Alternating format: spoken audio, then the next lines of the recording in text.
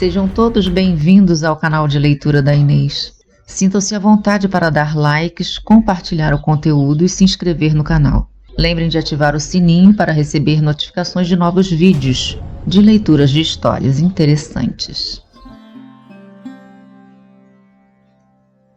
As 1001 Noites, do 123ª noite. Senhor, bem podeis imaginar o susto e a tristeza de Camaralzaman quando o pássaro lhe arrancou da mão o talismã, diante daquele imprevisto causado por uma curiosidade sem razão e que privava a princesa de um objeto precioso. Ficou parado ali, sem saber o que fazer, por alguns instantes. Separação do príncipe Camaralzaman da princesa Badura. O pássaro, após roubar o talismã, pousara no chão a pouca distância, segurando-o no bico. O príncipe avançou na esperança de que ele o deixaria, mas o pássaro, erguendo o vôo, foi pousar mais adiante. Camaralzaman continuou a persegui-lo. O pássaro, após engolir o talismã, voou ainda mais longe. O príncipe, esperando matá-lo com uma pedrada, perseguiu-o mais ainda. Quanto mais o pássaro se afastava, mais se obstinava o jovem em o seguir. De vale em colina e de colina em vale, o pássaro atraiu durante todo o dia o príncipe, afastando-se sempre da planície e da princesa Badura.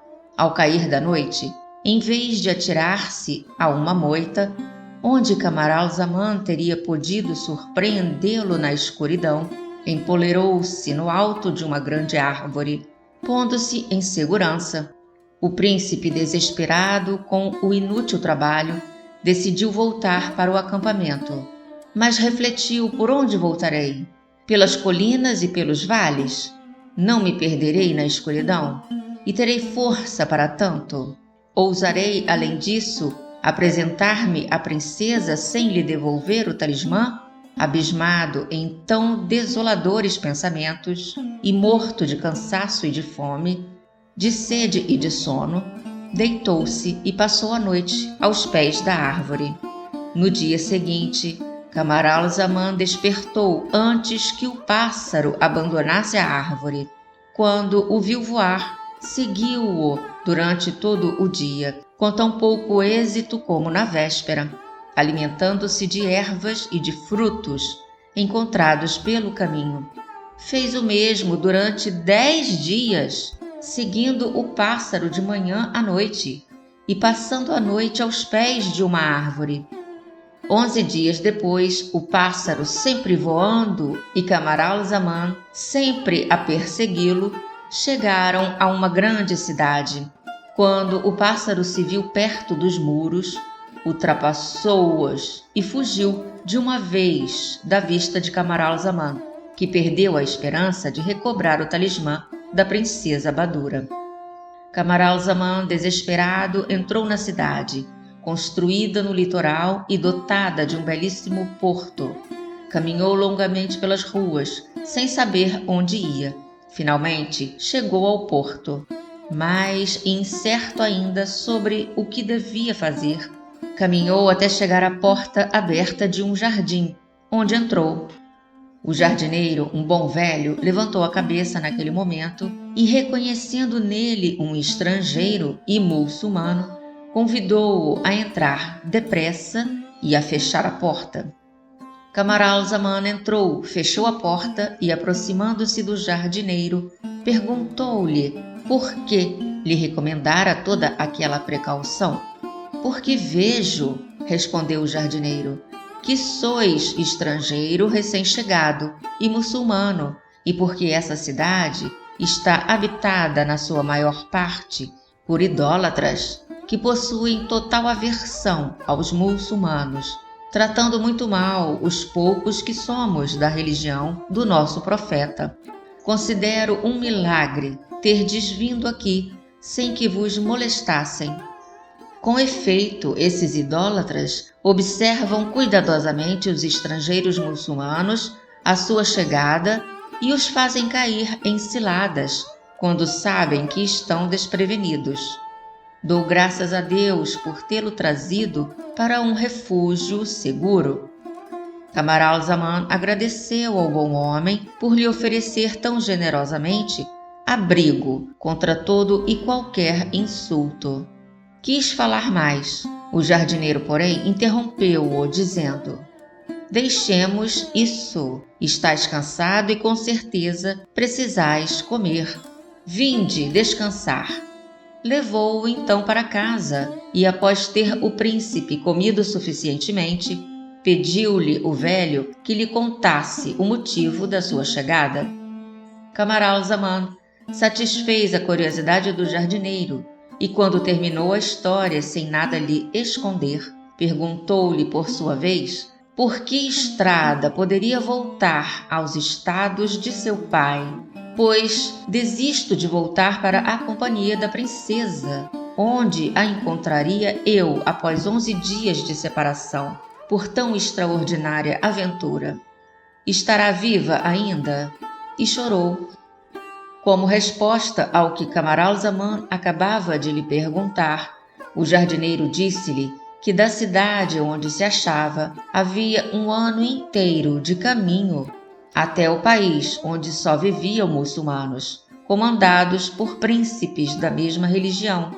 Por mar, todavia, se chegaria à ilha de Ébano em muito menos tempo, e de lá era mais fácil passar às ilhas dos filhos de Khaledan, de onde todos os anos um navio mercante ia à ilha de Ébano, e que ele poderia valer-se desse meio para voltar às ilhas dos filhos de Khaledan. Se tivesseis chegado alguns dias antes, acrescentou, poderíeis ter embarcado no que zarpou esse ano, à espera de que parta o do ano que vem. Se concordardes em morar comigo, oferecer-vos-ei a minha casa, como ela é de muito bom coração. O príncipe Camaralzaman julgou-se feliz em encontrar tal abrigo num lugar onde não dispunha de conhecimentos e muito menos de vontade de travá-los. Aceitando a oferta, passou a morar com o jardineiro. À espera da partida do navio mercante para a ilha de Ébano, entreteve-se em trabalhar no jardim durante o dia, enquanto passava a noite cheio de saudades da sua querida princesa, suspirando e chorando. Nós o deixaremos para voltar à princesa Badura, que abandonamos adormecida na tenda. A história da princesa Badura após a separação do príncipe Camaralzaman. A princesa dormiu bastante tempo. Ao acordar, assustou-se por não ver o príncipe ao seu lado. Chamou as escravas e perguntou-lhes se não sabiam por onde ele andava, enquanto lhe asseguravam que o tinham visto entrar, mas não o tinham visto sair. Percebeu Badura pegando de novo seu cinto, que a bolsinha se achava aberta e que o talismã desaparecera. Certa de que Camaralzaman o pegara por curiosidade e que lhe traria de volta o talismã, aguardou até o cair da noite com grande impaciência, não podendo compreender o que teria obrigado a se afastar por tanto tempo. Quando viu que já era noite fechada e que ele não voltava, uma indizível aflição dela se apoderou. Maldisse 1000 vezes o talismã e quem o fizera, e se o respeito não a refreasse, teria lançado imprecações contra sua mãe, que lhe dera tão funesto presente. Extremamente desolada, também por não saber de que maneira poderia ter contribuído o talismã para a separação do príncipe, tomou corajosa resolução, pouco comum às pessoas de seu sexo. Somente ela e as escravas sabiam que Camaralzaman desaparecera. Os outros já estavam repousando ou dormindo nas suas tendas. Temendo que a traíssem, se soubessem do ocorrido, moderou em primeiro lugar sua dor e proibiu às escravas que dissessem qualquer coisa sobre o acontecido, ou dessem origem a menor suspeita. Em seguida, substituiu as suas vestes por outras de Camaralzaman, a quem tanto se assemelhava, que os componentes da caravana a tomaram por ele no dia seguinte de manhã, quando a viram aparecer e ordenar-lhes que levantassem o acampamento. Tudo pronto, mandou que uma das mulheres entrasse na liteira. Quanto a ela, montou a cavalo e a caravana partiu. Após uma viagem de vários meses por terra e por mar, a princesa, que mandara prosseguir a rota sob o nome do príncipe Camaralzaman, para dirigir-se à ilha dos filhos de Khaledan, chegou à capital do reino da ilha de Ébano, cujo rei se chamava Armanos. Quando seus primeiros homens, que tinham desembarcado para procurar-lhe um alojamento, espalharam a notícia de que o navio que acabava de chegar trazia o príncipe Camaralzaman de volta de uma longa viagem, que o mau tempo o obrigara a parar. Não tardou tal notícia em chegar ao palácio do rei. O rei Armanos, acompanhado de grande parte da corte, dirigiu-se imediatamente à presença da princesa, que mal acabava de desembarcar, rumando para o alojamento que lhe fora arranjado. Acolheu-a como filho de um rei, seu amigo, com quem sempre vivera em harmonia, e levou-a ao palácio, onde a alojou com as pessoas do seu séquito, sem ouvir o pedido que ela lhe fez de deixá-la alojar-se em sítio particular. Prestou-lhe, ademais, todas as honras imagináveis, e por 3 dias a festejou com extraordinária magnificência. Passados os 3 dias, vendo o rei Armanos que a princesa que ele supunha ser o príncipe Camaralzaman falava em embarcar novamente e prosseguir a viagem, e encantado com a presença de tão formoso príncipe, tão nobre e tão inteligente, chamou-o em particular. Príncipe, disse-lhe, como podeis verificar, estou bastante idoso, e muito pouca esperança de viver por mais tempo me resta. A minha única dor é não ter um filho a quem deixar o meu reino. O céu me deu somente uma filha, cuja beleza é tal que não pode combinar melhor do que com a de um príncipe tão formoso, de tão nobre nascimento e tão perfeito como vós. Em vez de pensar em voltar para o vosso reino, aceitai minha filha e minha coroa, que eu dispenso a partir desse instante a vosso favor, e vivei conosco. É tempo que eu descanse após sustentar o peso durante tão longos anos, e não o posso fazer com mais consolo do que vendo o meu país governado por tão digno sucessor. A sultana Sherazade quis prosseguir, mas o dia que estava para surgir lhe impediu.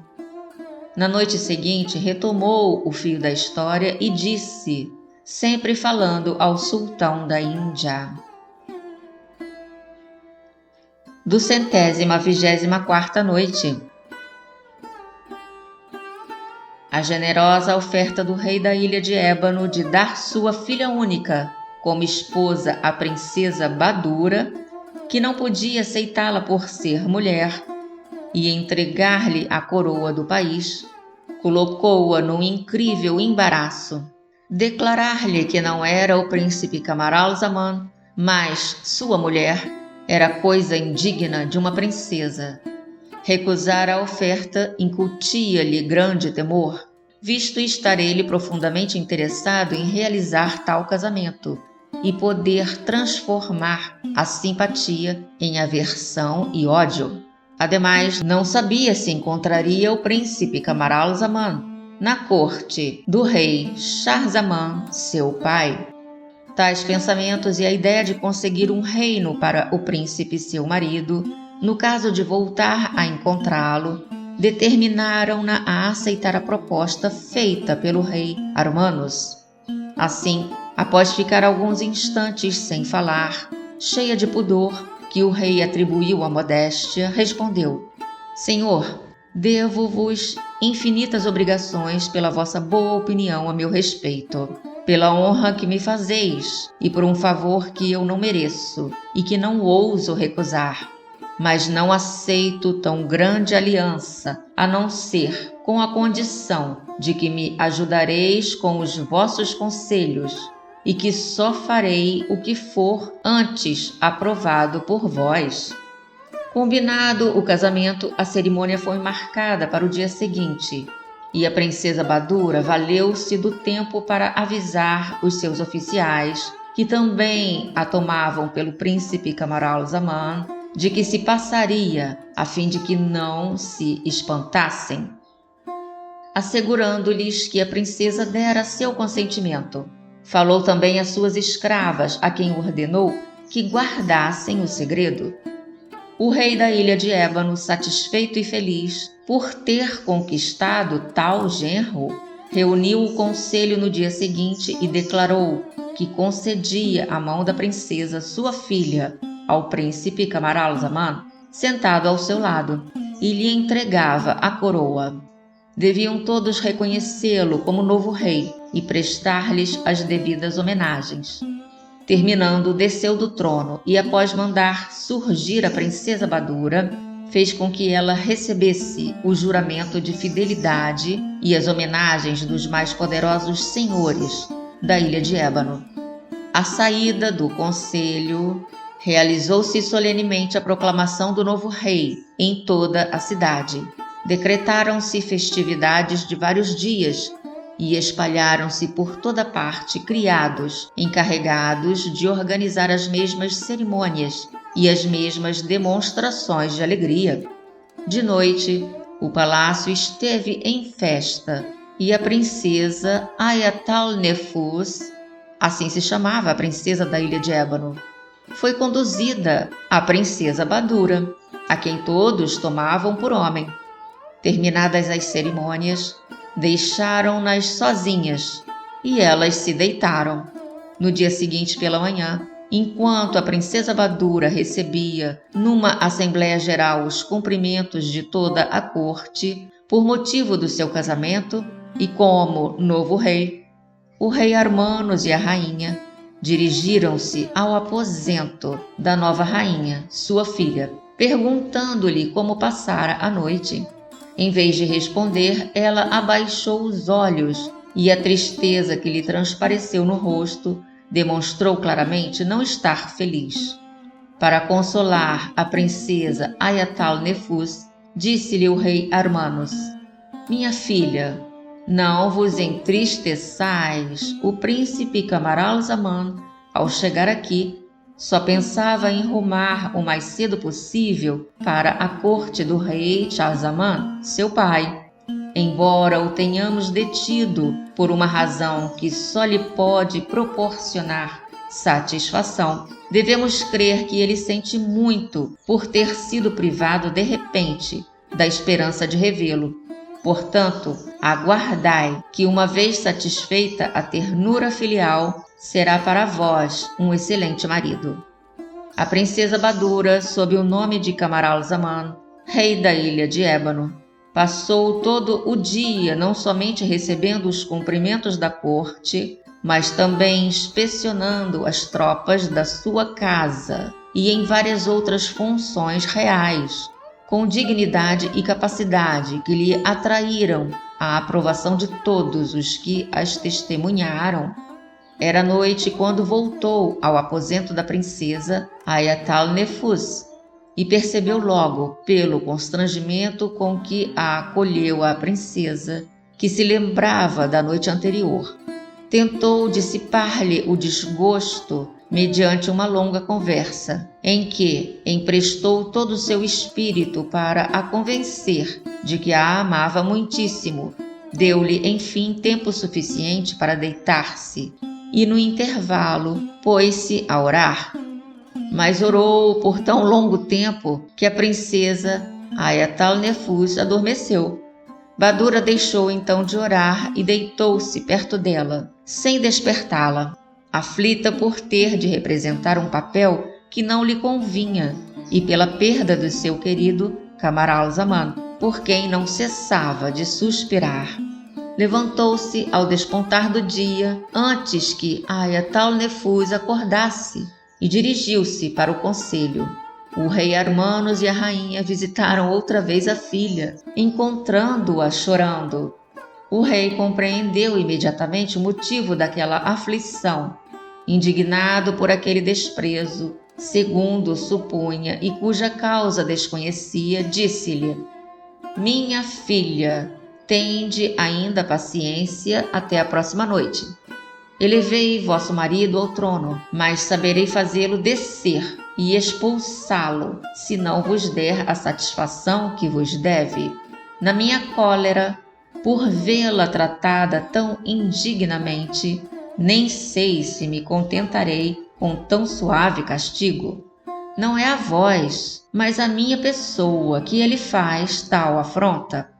No mesmo dia, a princesa Badura voltou bem tarde para o aposento de Ayatal-Nefus, como na véspera.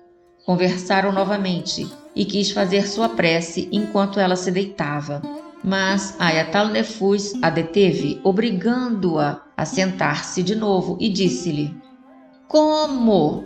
Pretendeis, ao que vejo, tratar-me ainda essa noite, como me trataste as duas últimas? Dizei-me, por favor, em que vos pode desagradar uma princesa como eu, que não somente vos ama, como também vos adora e que se julga a mais feliz de todas as princesas da sua categoria, por ter um príncipe tão formoso por marido. Outra, não digo ofendida, mas ultrajada como fui, teria excelente oportunidade para vingar-se, abandonando-vos ao vosso mau destino. Mas mesmo que não vos amasse como vos amo, bondosa e comovida como sou, pela desventura de quem quer que seja, não deixarei de vos avisar que o rei, meu pai, está fortemente irritado com vosso procedimento e que só aguarda amanhã para vos fazer sentir o peso da sua justa cólera, se continuardes assim.